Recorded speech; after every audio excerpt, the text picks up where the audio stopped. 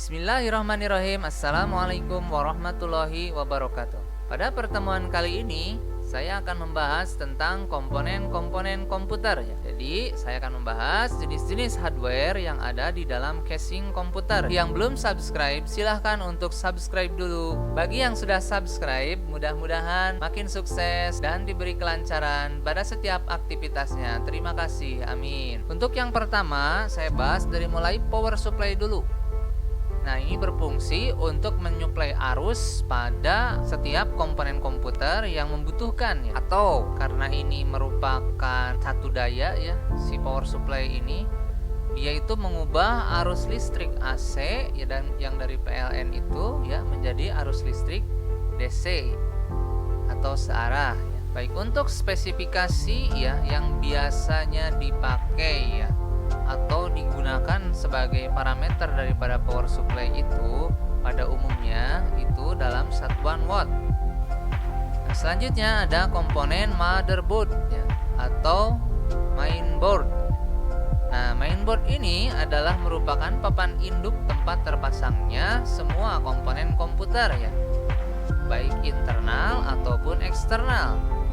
Karena pada hakikatnya baik yang eksternal juga ujung-ujungnya akan tersambung dengan motherboard.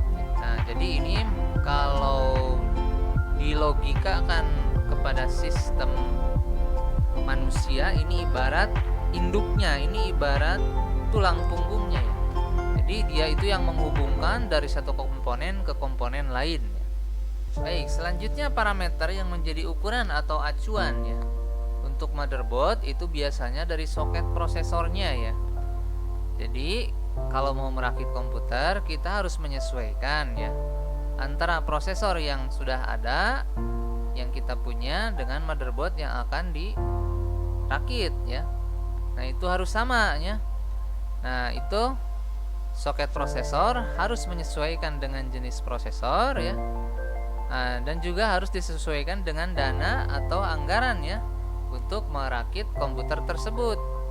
Jangan sampai nanti beli prosesornya yang tinggi, misalkan generasi 11, nah nanti motherboardnya generasi 6 misalkan, itu tidak akan cocok. Nah, jadi generasinya juga harus diperhitungkan ya. Jadi jenis prosesor dan generasi prosesor. Baik, komponen selanjutnya adalah microprosesor atau lebih dikenal CPU ya, atau Central Processing Unit. Adalah sirkuit inti yang menjalankan seluruh operasi perangkat. Nah, setiap komputer memiliki prosesor ya, merupakan otak daripada komputer. Nah, ini prosesor ini merupakan pusat pemrosesan data pada komputer.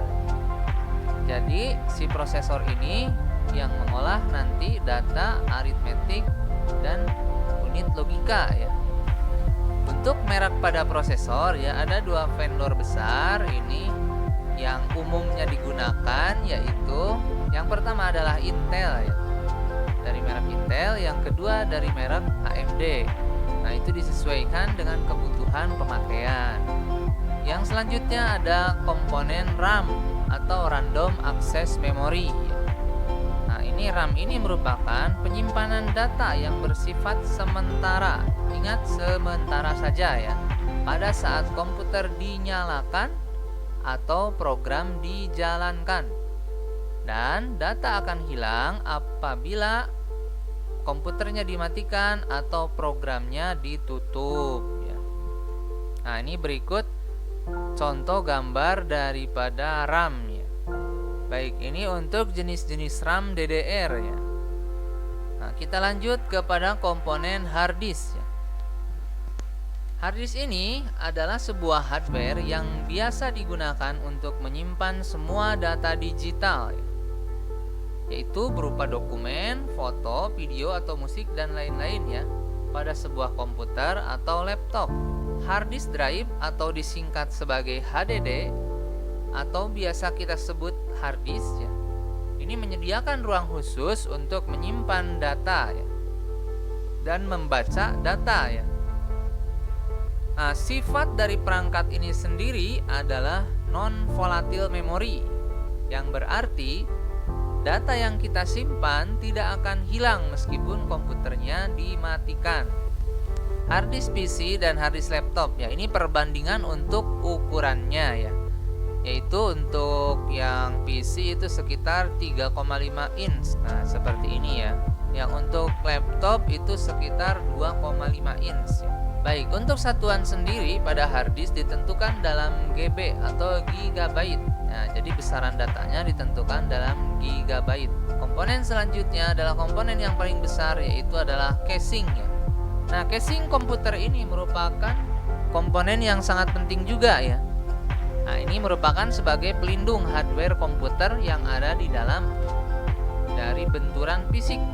Untuk jenis-jenis casing itu bermacam-macam ya, jadi tergantung kebutuhan. Nah, jadi perbedaannya nanti skalanya di ukuran. Ada yang mini ITX, micro ATX, ATX, eATX. Nah, seperti itu ya. Baik, itu saja untuk pertemuan kali ini. Terima kasih untuk yang sudah menonton dan jangan lupa untuk di-subscribe dan di-like ya.